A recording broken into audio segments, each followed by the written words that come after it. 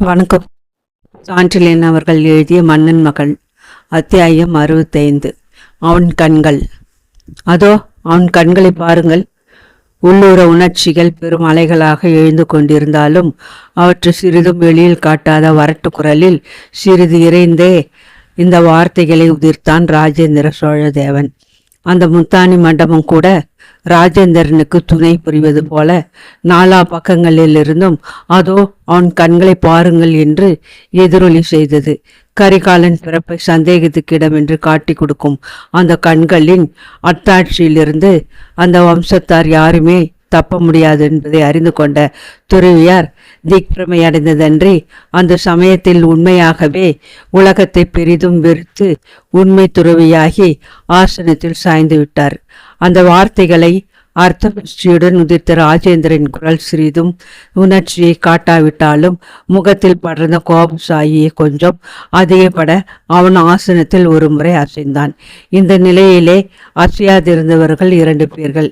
ஒருத்தி மணிமேகலை, மற்றொருவன் எத்தகைய சந்தர்ப்பத்திலும் உணர்ச்சிகளை வெளியில் காட்டாமல் மறைத்து பொய்யை மெய்யை போல் சொல்லும் ஆற்றலை படித்த கரிகாலன். மன்னன் தன்மையையும் நடுத்தரு வயதுள்ள அந்த மாதையை மட்டும் முத்தானி மண்டபத்தில் நிறுத்தி கொண்டு மற்றவர்களுக்கு விடையளித்து விட்டதையும் பிறகு நிதானமாக சம்பாஷணையை தொடங்கியதையும் 2-3 கேள்வி பதில்கள் முடியும் முன்பாகவே கோபசாயை மன்னன் முகத்தில் படர்ந்ததையும் கண்ட கரிகாலன் தன்னை பற்றிய பேருண்மையை கண்டுபிடிக்க ராஜேந்திரன் முயல்கிறான் என்பதையும் நொடி பொழுதில் ஊகித்து விட்டவனாக முகத்தில் எந்தவித உணர்ச்சிகளையும் காட்டாமல் லேசாக புன்முறுவல் செய்தான். கும்பகோணம் மடாலயத்தில் தஞ்சை துறவியார் பச்சைக்கல் மோதிரத்தை துடைத்து ஆராய்ந்த சமயத்தில் சாளரத்தின் வழியாக அந்த மோதிரத்தையும் கரிகாலன் கண்களையும் கண்ட மாத்திரத்தில் அவன் மகனா இவன் என்று சைவ துறவியார் வியந்து பார்த்த அதே முகம், அதே கண்கள், இரண்டிலும் இந்த பழைய விஷம பார்வையே படர்ந்து கிடந்தது. அந்த மாதரிஷிக்கும் தனக்கும் நெருங்கிய உறவு இருக்கிறது என்பதையும் அந்த உறவை பட்டவர்த்தனமாக்கவே மன்னன் முயல்கிறான் என்பதையும் அதற்கெல்லாம் சிறிதும் அசையாமல் அம்மாதரிசி மண்டபல் அதிபதியான சோழ சக்கரவர்த்தி திறனமாக மதித்து உட்கார்ந்திருப்பதையும் கண்ட கரிகாலன் அவளுக்கு ஏற்பட்டுள்ள சங்கடத்திலிருந்து அவளை எப்படியும் விடுவிப்பதென்று கங்கணம் கட்டி கொண்டவனாய் மன்னன் கேள்வியை குறுக்கே மறித்து, மன்னர் மன்னவா, என் கண்களில் அவர்கள் பார்ப்பதற்கு என்ன இருக்கிறது? ஊர் பேர் தெரியாத ஒருவன் கண்கள் இவை. நாகையிலிருந்து எனது குருநாதர் உபதேசித்தபடி உயரிய துருவர்த்து போனாமல் பூத்த விகாரத்திலிருந்து புறப்பட்டு போர்களில் கலந்து உயிர் வதைக்கு உடந்தையாயிற்கு உட்பட்ட ஒரு பாவியின் கண்கள் இவை. இந்த கண்களை பார்க்கும்படி அந்த புண்ணியவதியை ஏன் வற்புறுத்துகிறீர்கள் என்று கேட்டான் பணிவும் விஷமும் நிரம்பிய குரலில். ராஜேந்திர சோழன் கரிகாலனை ஒரு முறை உற்று பார்த்துவிட்டு அவனுக்கு பதில் ஏதும் சொல்லாமல் மணிமேகலையின் பக்கமே திரும்பி, அம்மனை நன்றாக பாருங்கள், அதோ அந்த கண்கள், அவை யாரையும் உங்களுக்கு நினைப்பூட்டவில்லையா என்று வினவினான். மணிமேகலை மீண்டும் தன் கண்களை உயர்த்தி கரிகாலன் கண்களை நோக்கினாள். சந்தித்த 4 கண்களும் சிறிது நேரம் உறவாடின. ஆனால் அந்த கண்கள் பதிந்து நின்ற முகங்களில் மட்டும் எந்தவித சலனமும் இல்லை. திரும்பி மன்னனை பார்த்த மணிமேகலையின் முகத்தில் சாந்தியே நிலவி நின்றது. அழகான கண்கள் மன்னவா, ஆனால் அவற்றை எந்த உத்தேசத்துடன் பார்க்க சொல்கிறீர்கள்? எனக்கு விளங்கவில்லையே என்றால், இந்த கண்கள் உங்களுக்கு யாரையும் நினைப்பூட்டவில்லையா? நன்றாக யோசித்து சொல்லுங்கள் அம்மனே என்று ராஜேந்திரன் மீண்டும் கேட்டான். இம்முறை அவன் சொற்களில் சிறிது கண்டிப்பும் இருந்தது. இல்லை, யாரையும் நினைப்பூட்டவில்லை என்று திடமாக பதில் சொன்னால் மணிமேகலை. என் மூத்த மகனை பார்த்திருக்கிறீர்களா? இல்லை, அந்த பாக்கியம் எனக்கில்லை. நான் கூரத்தில் ஒரு காட்டில் தன்னந்தனியே வசிக்கிறேன். உலகத்துடன் உறவை விட்டு நீண்ட நாளாகிறது. உறவை விட காரணம், அது சொந்த காரணம் அன்னவா. காரணத்தை சொல்ல முடியுமா? முடியாது. ஏன் சொல்ல வேண்டாம் என்று என் கணவர் உத்தரவு. அதை மீற வைக்க சோழ நாட்டு சக்கரவர்த்தி அல்ல, ஆண்டவனே வந்தாலும் முடியாது. உறுதியுடனும் தன்னை பார்த்து மிகுந்த அசட்டியுடனும் கூறிய அந்த வார்த்தைகளை கேட்ட சோழ பேரரசனின் அழகிய வதனத்திலே கோபத்திற்கு பதில் ஆச்சரிய ரேகையை நன்றாக படர்ந்தது.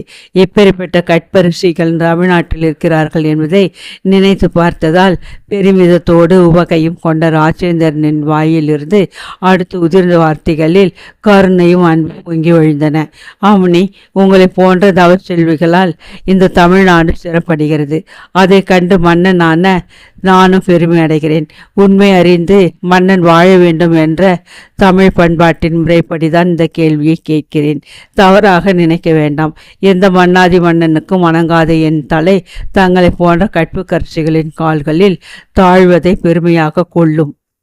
நீங்கள் எனக்கு வயதில் சிறியவர்கள் போல் தோன்றுகிறது. இருந்தாலும் உறுதியில் உங்களுக்கு நானும் இணையில்லை. இந்த மண்டபத்தில் யாருமே இணையில்லை.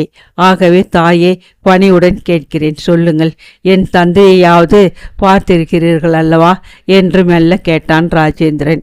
மணிமேகலை துயரம் தோய்ந்த ராஜேந்திரன் அழகிய வதனத்தை நோக்கினாள். அதுவரை உணர்ச்சிகளை காட்டாத அவன் கண்களிலும் 2 துளி நீர் எழுந்து நின்றது.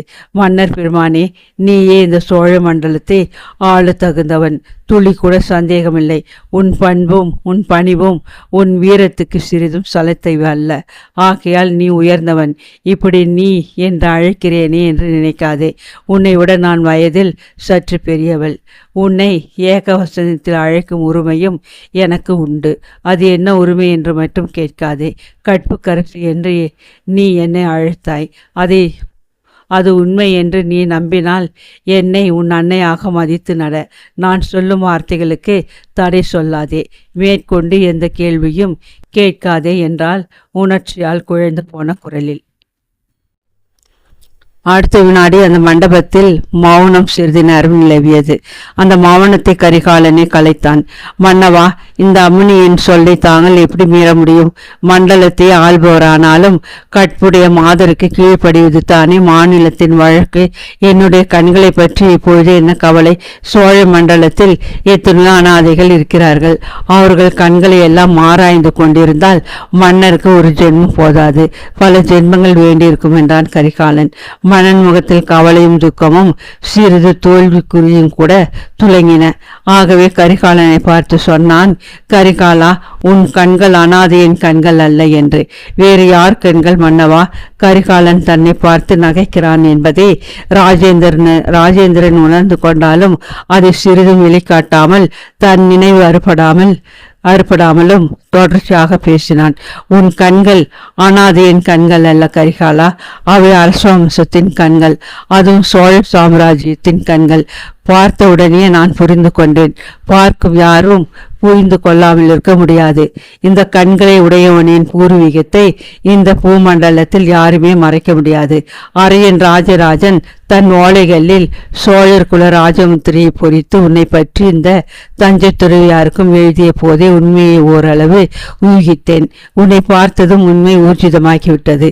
அதை என் நீதி சபை முன் உறுதி செய்ய அத்தாட்சிகள் தேவை. அந்த அத்தாட்சிகளை இந்த அம்மனியும் துறவியாரும் அரையன் ராஜராஜனும் தர முடியும். ஏன் தர மறுக்கிறார்கள் என்று வினவினான். மணிமேகலை சிறிதும் அசையாமல் உறுதியுடன் மன்னனை பார்த்தாள். அவளிடமிருந்து எந்த தகவலையும் பெற முடியாது என்பதை தீர்மானித்துக் கொண்ட ராஜேந்திர சோழ தேவன் மேலும் கரிகாலனை பார்த்து சொன்னான், கரிகாலா, உன்னை பார்க்கும் போதெல்லாம் என் மகன் நினைவே வருகிறது எனக்கு. என் மகன் எப்படி இருப்பான் தெரியுமா? உறையூருக்கு வந்து பார், தெரியும். கண்டிப்பாய் வருகிறேன் மன்னவா. படைத்தலைவனுக்கு இளவரசன் அன்பு கிடைப்பதே பிற்காலத்தில் பயனளிக்கும் அல்லவா என்றான் கரிகாலன். ராஜேந்திர சோழனை சரியாக அர்த்தம் செய்து கொள்ளாதவன் போல். அதற்கு சொல்லவில்லை கரிகாலா, உன் கண்களுக்கும் அவன் கண்களுக்கும் வித்தியாசம் சிறிதும் இல்லை. சொல்வது புரிகிறதா? புரியாமல் என்ன? நானும் அரச வம்சத்தை சேர்ந்தவன் என்று கூறுகிறீர்கள். அரச வம்சங்களில் கிளைகள் பல இருப்பது சகஜம் தானே மன்னவா. அதில் ஒரு தூரத்து கிளையில் என் தந்தை பிறந்திருக்கலாம், அந்த சாயை எனக்கு இருக்கலாம். இதில் என்ன வியப்பு இருக்க முடியும் என்றான் கரிகாலன். தூரத்து கிளையாய் இருக்க முடியாது கரிகாலா, அருகே உள்ள கிளை, அதுவும் மிக அருகே உள்ளது. இல்லாவிடில் இந்த தமிழ் மண்டலத்தையே ஒரு காலத்தில் மயக்கிய அந்த கண்கள் உனக்கு இருக்க முடியாது. இருந்தது. அந்த கண்கள் நாட்டின் இருவருக்குத்தான் உண்டென்று நினைத்தேன். ஒன்று எனக்கு, இரண்டாவது என் மூத்த மகனுக்கு, மூன்றாவது பேர் வழியும் இருக்கிறான் கரிகாலா, அது நீதான். அந்த கண்கள். மேகங்கள் கவிந்து விட்டன. இடி இடிக்கப் போகிறது என்ற முடிவுக்கு வந்துவிட்டார் துறவியார். இடி மெல்ல இறங்கியது. மதிப்பு மகிழ்ச்சியும் துயரமும் கலந்த குரலில் சொன்னான் ராஜேந்திர சோழதேவன். அந்த கண்களை கண்டு படைகள் பணிந்தன. மங்கையர் மயங்கினர். அறிவாளிகள் வியந்தனர். கரிகாலா, அந்த கண்கள் என் தந்தை ராஜராஜ சோழதேவனின் கண்கள். இதை சொல்லிய ராஜேந்திர சோழதேவன் நீண்ட நேரம் உணர்ச்சி மிகுதியால் தன் ஆசனத்தில் தலையை தொங்க போட்டு கொண்டு உட்கார்ந்திருந்தான். பிறகு மெல்ல தலையை உயர்த்தி நிமர்த்தி மணிமேகலையை நோக்கி, அம்மணி, என் வம்சத்தில் பிறந்த இவனுக்கு உரிய ஸ்தானத்தை அளிக்க வேண்டியது என் கடமை. அதை நிறைவேற்ற உதவ மாட்டீர்களா? யார் இவன்? எப்படி என் தந்தையின் சாயலை பெற்றான்? இவன் போர் தந்திரங்களும் அவர் முறைகளைப் போலவே அமைந்திருக்கின்றனவே அம்மணி என்று கெஞ்சினான். மணிமகளை சாந்தி சிறிதும் கலையாத குரலில் சொன்னால், மன்னவா, அவன் இருக்க வேண்டிய ஸ்தானத்தில் அவன் இருக்கிறான். ஆகையால் கவலைப்படாதே. அவன் பரம்பரையை அறிந்து புதிதாக செய்யக்கூடியது ஏதுமில்லை. என்னை நம்பு என்று தன் முயற்சி தோல்வி அடைந்து விட்டதை பூர்ணமாக உணர்ந்து கொண்டான் ராஜேந்திர சோழதேவன். ஆகவே மேற்கொண்டு எதுவும் பேசாமல் எழுந்து மெல்ல உள்ளறைகளுக்காக நடந்து சென்றான். மணிமேகலை கரிகாலனை ஒரு முறை கூட திரும்பி பார்க்காமலே அந்த புறத்தை நோக்கி நடந்தாள். அரண்மனையின் உப்பரிக அறைகளில் ஒன்றில் கரிகாலன் தங்கினான். சக்கரவர்த்தியை நடத்துவது போலவே அவனை எல்லோரும் நடத்தினார்கள். ஆனால் கரிகாலன் மனம் மட்டும் போக போக்கியங்களை வெறுத்து எங்கெங்கோ அலைந்து கொண்டிருந்தது. இரவு ஏறிவிட்டதற்கு அறிகுறியாக கோயில்களில் அர்த்த ஜாம பூஜையின் மணிகளின் பேரரவம் கேட்டது. அந்த அரவமும் சற்று நேரத்திற்கெல்லாம் ஓய்ந்து போகவே என்ன செய்வது என்று அறியாமல் கண்களை மூடிய கரிகாலனை ஒரு கை மெல்ல அசைத்து எழுப்பியது. கண் விழித்த கரிகாலனுக்கு எதிரே துறவியார் நின்று கொண்டிருந்தார். என்ன துறவியாரே, இந்த நள்ளிரவில் என்ற கரிகாலனை பேசாமல் இருக்கும்படி செய்கை செய்த துறவியார் அவனை மெல்ல தனது பின்னால் அழைத்து சென்று அரண்மனையின் வேறொரு அறைக்குள் நுழைந்தார். அங்கிருந்து ஏதோ ஒரு கல்லை மெல்ல பெயர்த்து கீழே தெரிந்த படிகளில் தாமும் இறங்கி கரிகாலனையும் இறங்க சொன்னார். இருவரும் அந்த சுரங்க வழியாக நீண்ட தூரம் நடந்து சென்றார்கள். சுரங்கம் முடிந்த இடத்தில் திடீரென்று இருள் விலகியது. மெல்லிய தீபம் ஒன்று தூரத்தில் பளிச்சிட்டது. ஓ கரிகாலா, புத்த பிரானர்கள் உனக்கு கிட்டப் போகிறது என்று மெல்ல அவன் காது கருகில் சொன்னார் தஞ்சை துறவியார். அடிமேலடி வைத்து நடந்தான் கரிகாலன். சுரங்க வழி மெல்ல விரிந்தது. மேலே சென்ற படிகள் பெரும் மண்டபத்தில் அவனை கொண்டு சேர்த்தன. அந்த மண்டபத்தின் கூடையில் பிரம்மாண்டமாக உட்கார்ந்திருந்த போதிசத்துவர் சிலையின் அருகில் விழிகள் அவனை அருகே அழைத்தன. அருகில் சென்ற கரிகாலன் அந்த சிலையின் அழகை கண்டு பிரமித்து நீண்ட நேரம் நின்றான். மெய் மறந்த நிலையில் அந்த சிலைக்கு சற்று அப்பால் இருந்து ஒரு கதவு திறந்ததையோ, திறந்த அந்த கதவின் வழியாக ஓர் உருவம் மெல்ல நடந்து தன் அருகில் வந்ததையோ அவன் கவனிக்கவில்லை.